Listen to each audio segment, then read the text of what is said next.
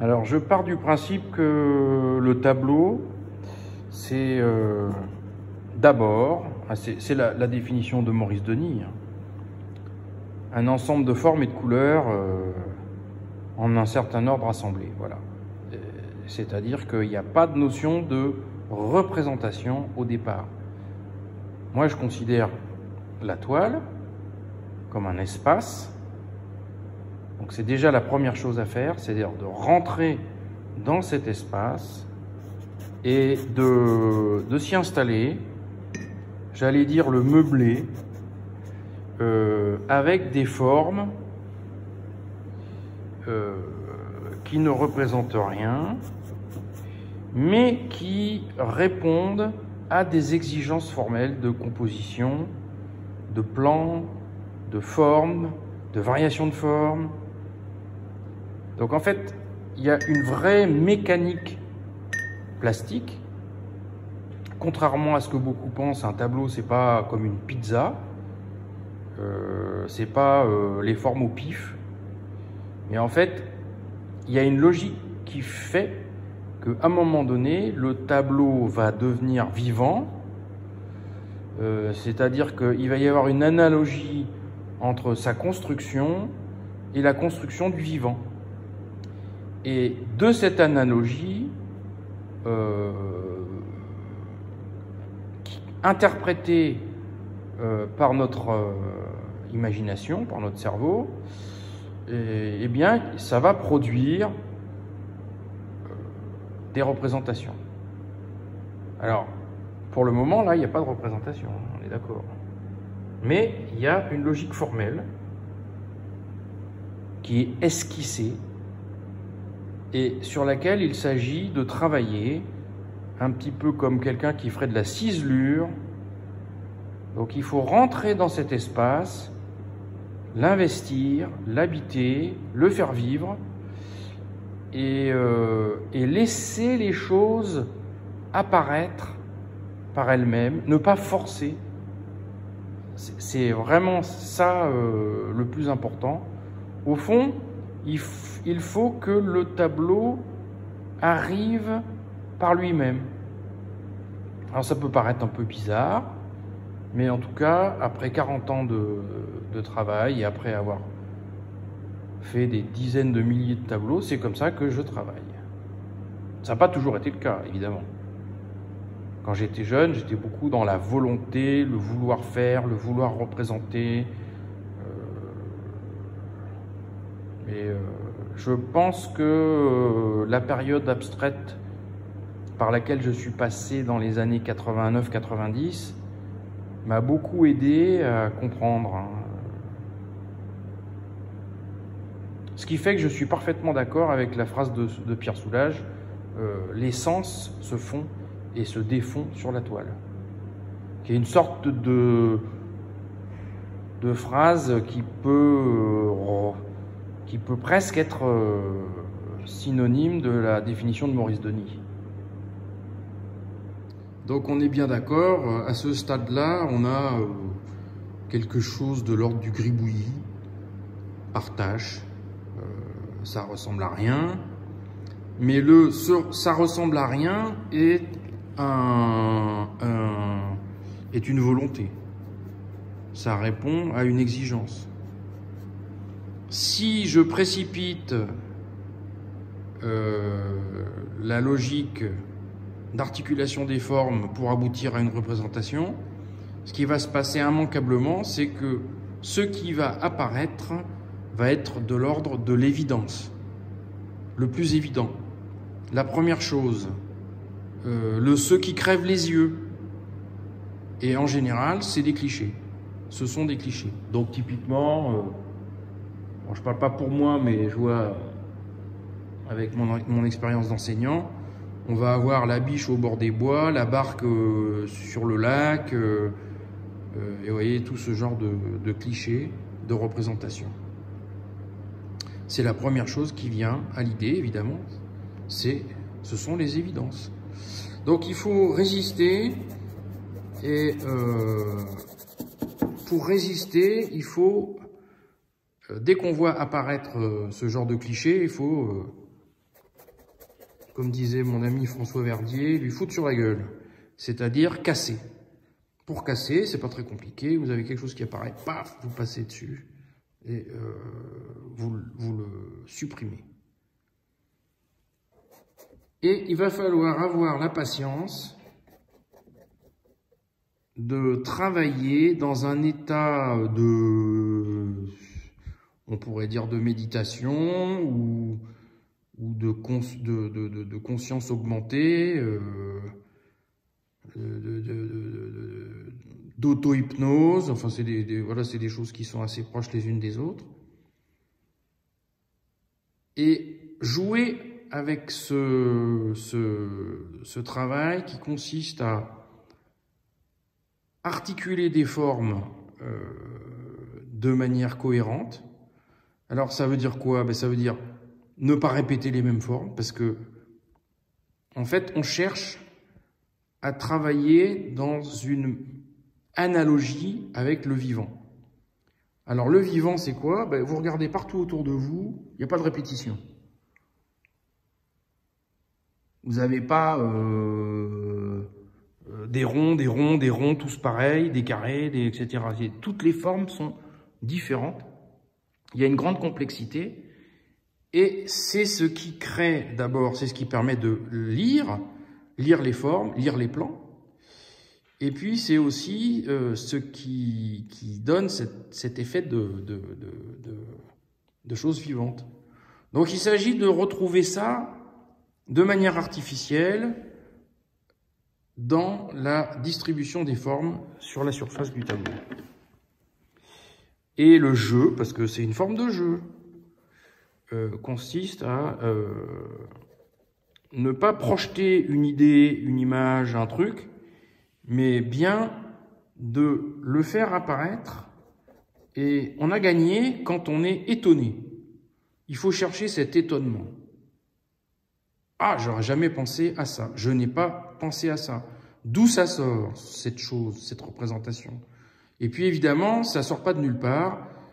Si vous avez reconstitué une image à partir de composition informelle, c'est que votre imaginaire va matcher avec quelque chose que vous avez en stock. En fait, il y a une reconstruction par l'imaginaire, par le cerveau d'une scène, pour une raison simple, c'est que le cerveau a horreur de l'abstrait. Il a horreur du vide. Donc, systématiquement, il est toujours en train de chercher une interprétation possible. Puisque c'est son travail, finalement. Dans la réalité de la vie, il est sans cesse en train de traiter des stimuli qui n'ont pas de forme, qui n'ont pas de sens, pour les interpréter et y trouver des éléments compréhensibles qui correspondent à des choses qu'il a stockées dans sa mémoire. Donc on va jouer avec tout ça, mais en cherchant à aller un petit peu plus profond que les évidences dans sa mémoire, quoi. Alors c'est ce qui fait que même en faisant des improvisations comme ça, ce qui apparaît, eh bien, par exemple sur Ecanal, il a un style qu'on reconnaît, eh ben, quelle que soit la scène qui va apparaître, on reconnaîtra le style de Surecanal. Ce qui montre que, en fait, ce qui apparaît n'est pas le fruit du hasard, mais le fruit d'un dialogue entre un savoir-faire, un métier d'artiste, qui contrôle, qui maîtrise le langage formel, sachant que le mot langage est en vérité impropre. Les systèmes de signification seraient plus adaptés selon l'analyse de Pierre Francastel. Et donc, donc, à un moment donné aussi, parce que là, je parle, et en fait, on est dans une contradiction, parce que ce travail aussi implique le silence, le fait de quitter la logique langagière. Donc, on n'est plus dans les mots, on n'est plus du tout dans la pensée, dans les idées. On est dans ce que Pierre Francastel appelle la pensée figurative, c'est-à-dire un système de communication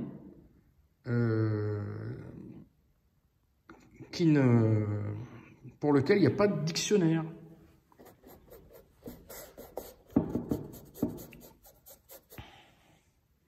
Alors, si on fait le lien entre ce que je viens de dire, c'est-à-dire les théories de Francastel sur la pensée figurative qui échappe au langage, qui n'est pas un langage, mais un système de signification, et les théories de Pierre Bourdieu sur la distribution des pouvoirs à travers la maîtrise du langage, on comprend que la peinture, telle que je la définis ici, est un système alternatif et donc fondamentalement subversif, puisqu'il échappe au contrôle du langage lui-même contrôlé, maîtrisé, géré par le système. Système au sens utilisé par Roland Barthes et par les complotistes, je rigole.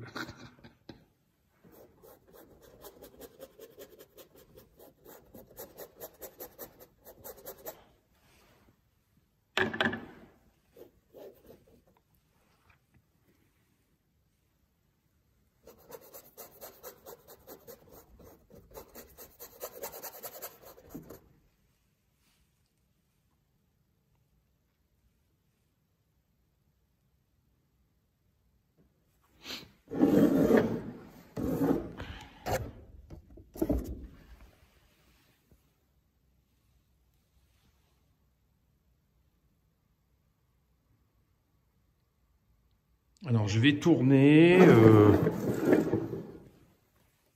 dans un sens, dans l'autre, tout en me plongeant là-dedans.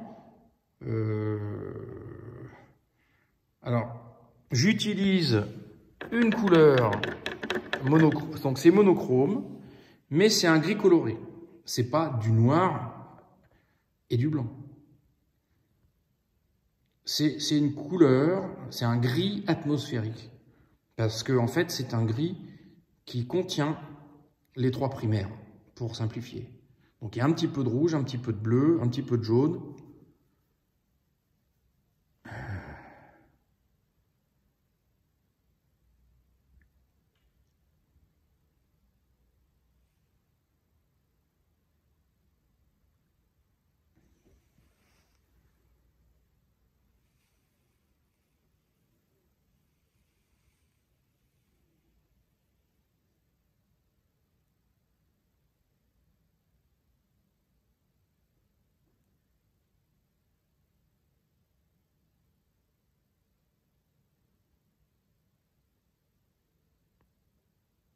Donc, il faut aussi du silence, du temps, pour rentrer à l'intérieur.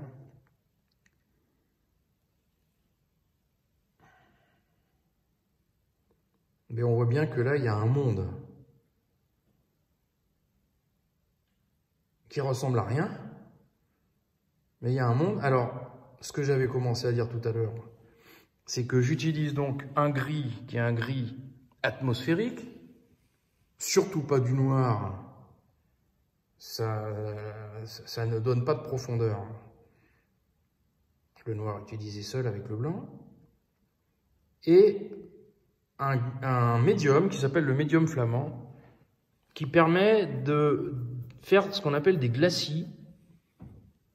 C'est-à-dire que on a des couches translucides qui font un peu comme des plaques de verre fumé et qui créent un effet de profondeur.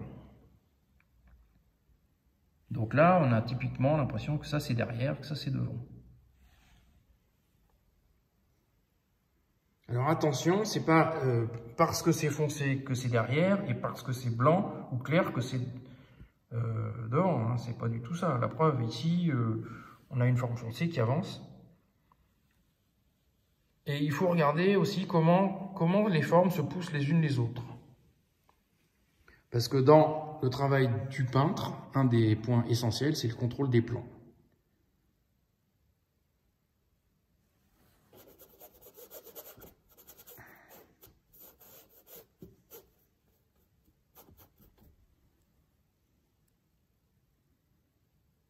Et ce qui crée les plans, c'est essentiellement la variation des valeurs de gris.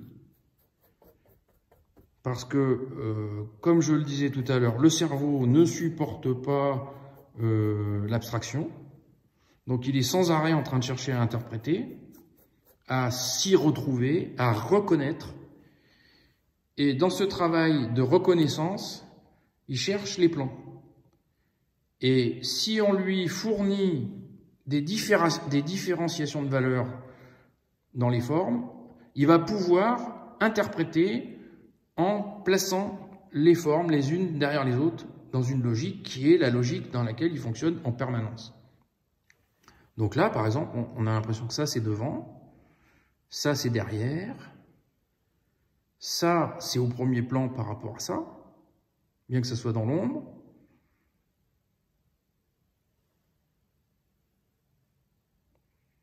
Alors après, il y a aussi la question dans cette mécanique plastique qui n'est plus enseignée, dont tout le monde se fout maintenant, puisque la peinture c'est de la pizza, on met tout, enfin bref.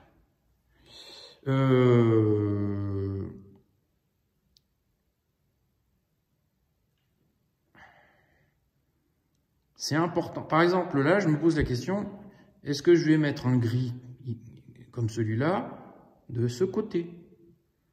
Alors, si je fais ça, cette forme-là, avec son volume, va apparaître plus déterminée, mais tout le fond va devenir plat. C'est-à-dire que j'aurai le même plan à l'arrière.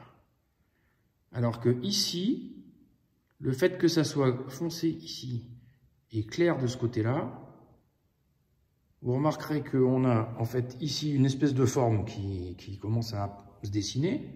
Ça pourrait être du papier froissé, une boule de tissu, j'en sais rien, un chiffon, bref, un rocher, on ne sait pas trop ce que c'est. Et il est dans un espace, et lui, il a un volume, donc on dit, dans le langage des peintres, on dit il tourne. Hein, il y a un modelé, mais l'espace aussi tourne. C'est-à-dire que on a un volume spatial en plus du volume sur l'objet. Donc ça, c'est plutôt intéressant, donc je vais le garder. Donc vous voyez, on fait n'importe quoi, je fais n'importe quoi, mais tout est calculé. C'est Nicolas Poussin qui disait « Je n'ai rien laissé au hasard ». Non, je n'ai rien négligé, il disait. Je n'ai rien négligé.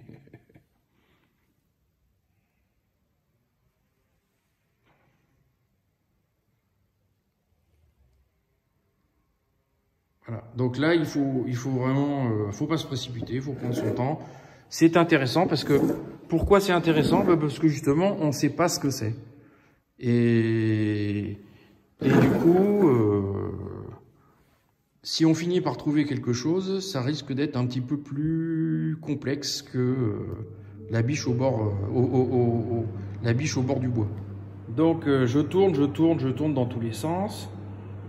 Et j'essaie de comprendre ce qu'il peut bien y avoir comme représentation là-dedans. Et au bout d'un moment, il y a des choses qui m'apparaissent et qui correspondent à ma culture, à ma mémoire. Donc là, je vois une espèce de plafonnier, de lampe.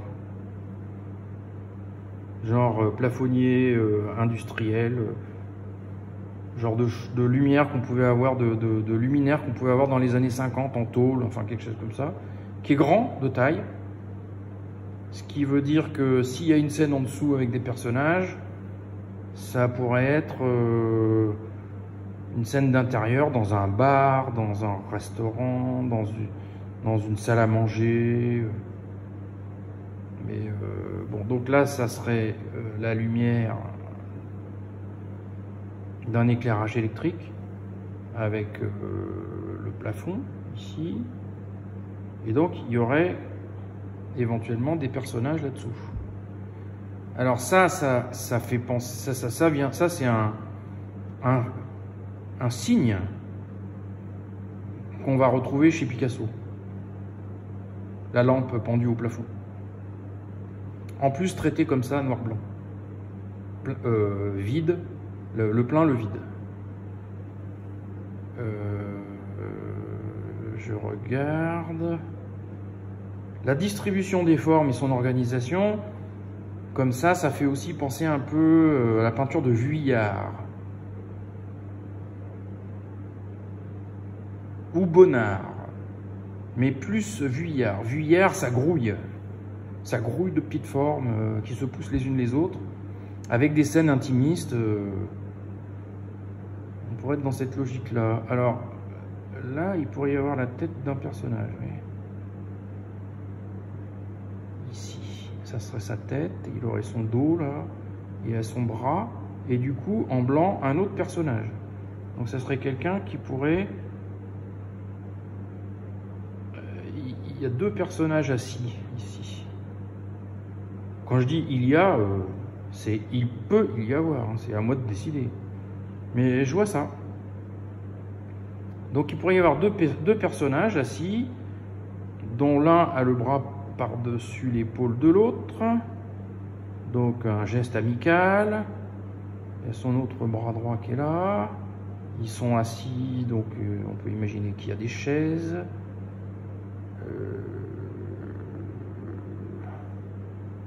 Après là, je sais pas trop ce qu'il y a.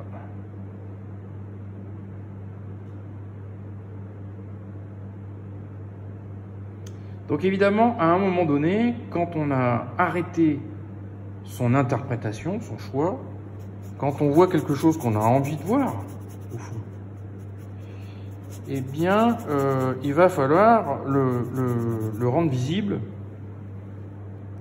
Parce que s'il faut une notice d'explication pour que les gens s'y retrouvent, ça ne va pas le faire. Hein. Donc il va falloir faire apparaître ce qu'on a vu, le rendre lisible, visible, tout en respectant ce qui a été fait déjà, quoi. C'est-à-dire que si je prends un pinceau puis que je commence à dessiner très nettement les deux personnages et tout ça, ça va être cucul la praline, ça va être tout plat, ça va tout casser. Donc il faut rester dans la suggestion. Je dirais que il faut essayer de trouver le moyen d'en faire le moins possible pour faire apparaître ce qu'on a vu. Moins on en fera, mieux ça vaudra.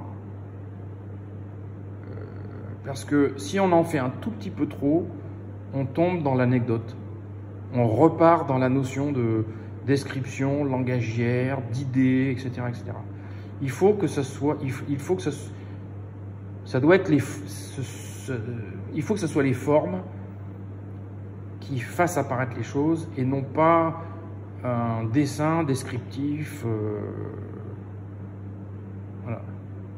Donc là, c'est assez compliqué. Je suis en train de filmer en même temps que je parle. Donc là, je peux pas. Il faut que je fasse ça tranquillement sans filmer. Oui, alors donc je me suis bien concentré et de manière très sensible, c'est-à-dire qu'en prenant un pinceau délicat et en caressant un petit peu, voilà, j'ai fait apparaître ce que j'avais pressenti, à savoir ces deux personnages assis à une table avec cette espèce de lampe que j'ai remis droite parce qu'elle était de travers. Et en faisant ça, je me suis rendu compte que ces deux personnages, le noir et le blanc, en fait, le personnage en blanc est assis sur les genoux du personnage en noir puisqu'ils partagent la même chaise. Ils ne peuvent pas être assis sur deux chaises différentes. Donc du coup, j'ai fait qu'une chaise. J'ai dit, bon, puisqu'il y en a un qui est assis sur les genoux de l'autre, ça sera comme ça. C'est pas j'ai pas voulu faire ça. Je l'ai vu simplement, constaté. Et du coup, j'ai accompagné. Pour moi, il y avait une table là. Donc, j'ai indiqué en faisant juste quelques suggestions.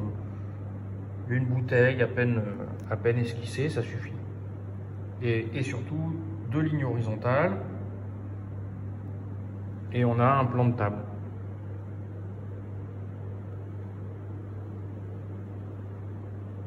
Voilà. Donc là déjà, l'essentiel est en place. Hein. Il n'y a pas grand-chose de plus à faire.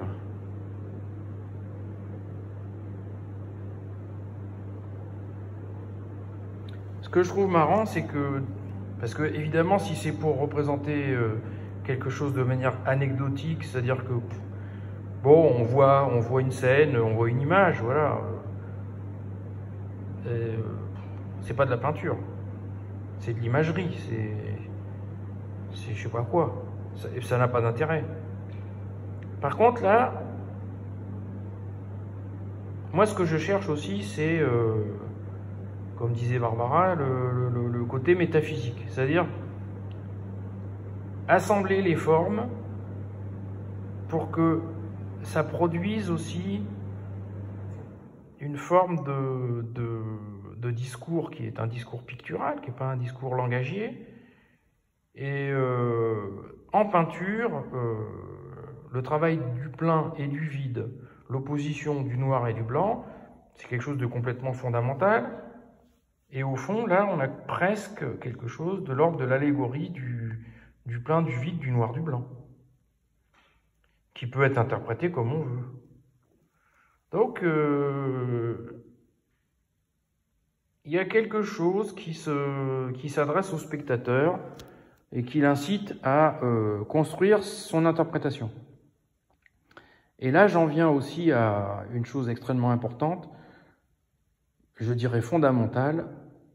Dans son journal, Delacroix, à un moment donné, écrit cette petite phrase « Le tableau est un pont entre l'artiste et le spectateur ». Alors ça, c'est une petite phrase qui dit beaucoup de choses. D'abord, ça dit quoi? Ça veut dire que si c'est un pont entre l'artiste et le spectateur, ça veut dire que le spectateur fait une partie du chemin sur le pont et le peintre fait une autre partie du chemin. Si le tableau est raté, c'est pas un pont entre l'artiste et le spectateur, c'est le pont d'Avignon. C'est-à-dire qu'il est effondré d'un côté. Alors des ponts d'Avignon en peinture, il y en a beaucoup. Hein. Il y en a des kilomètres et des kilomètres. Il suffit pas de se dire j'ai fait un tableau, j'ai étalé de la peinture, voilà. Non, il faut que ça construise un pont, c'est-à-dire que de l'autre côté de l'artiste, il y ait quelqu'un qui puisse construire une partie du tableau. Et donc en fait, on a besoin d'un spectateur actif, d'un spectateur auteur.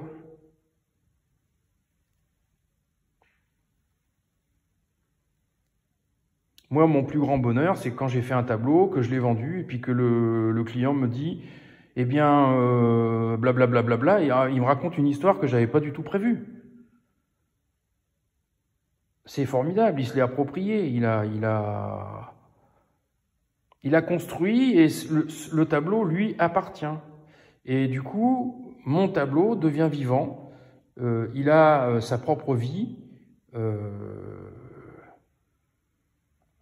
il n'a plus besoin de moi, surtout. Bon, je vais continuer à regarder ça et voir s'il y a quelque chose à faire en plus. Alors là, j'ai pas fait grand-chose, j'ai juste amené cette ligne. Et pourquoi j'ai amené cette ligne? Ben juste parce que j'en avais envie, j'avais eu une appétence pour le faire. Et je m'arrête ici pour parler aussi d'un point très important, c'est que on dit, ça c'est une tarte à la crème, la peinture et la cuisine, voilà, c'est deux choses qui sont très proches l'une de l'autre. Les grands chefs sont des artistes. Enfin bref, les grands artistes sont, enfin bref, Alexandre Dumas, le grand écrivain, qui dit que son livre le plus important, c'est son livre de cuisine. Enfin bref, vous voyez toutes les analogies qu'il peut y avoir entre la cuisine et la peinture, avec comme élément, alors ça c'est moi qui le dis, l'appétence. C'est-à-dire que quand on cuisine, on prépare un plat, on goûte et on sent qu'il faut rajouter telle épice, un peu de sel, un peu ceci, un peu cela, tel autre élément. On a cette appétence comme ça, qui n'est pas, c'est pas la lecture d'une recette, c'est un ressenti. Et le plus simple, c'est est-ce que c'est assez salé, par exemple, voilà. On goûte, et puis on sait tout de suite c'est assez salé, c'est pas assez salé. Si c'est pas assez salé, on a une appétence pour rajouter du sel. Et ben dans le tableau, il y a ça. C'est-à-dire qu'à un moment donné, il y a une appétence pour rajouter une ligne oblique. Et la seule justification, raison, etc., c'est une appétence. Et cette appétence, elle vient évidemment de l'expérience.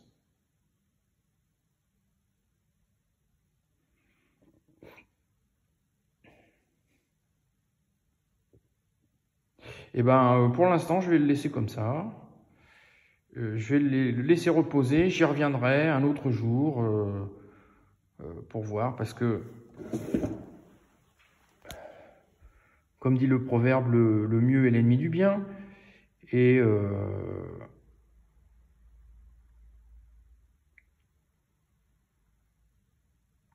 y en a peut-être assez, il y en a peut-être pas assez, je sais pas, on verra.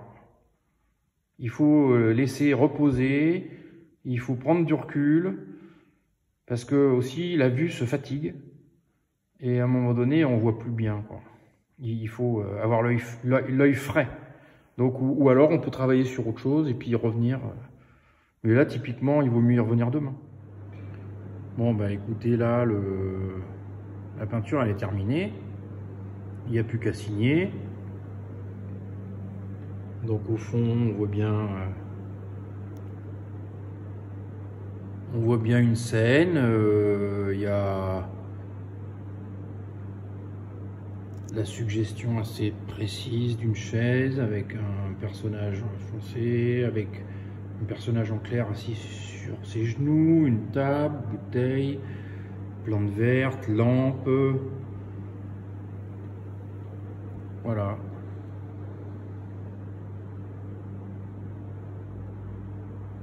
Et surtout, ce qui est intéressant, à mon avis, hein, c'est que ces deux personnages regardent ici. Ils sont en train de regarder quelque chose qu'on ne voit pas, enfin qu'on voit sans voir, qu'on ne devine pas. Mais il y a une direction de regard de ces deux personnages de dos. Et je trouve que c'est intéressant du coup. Et ça s'arrêtera là.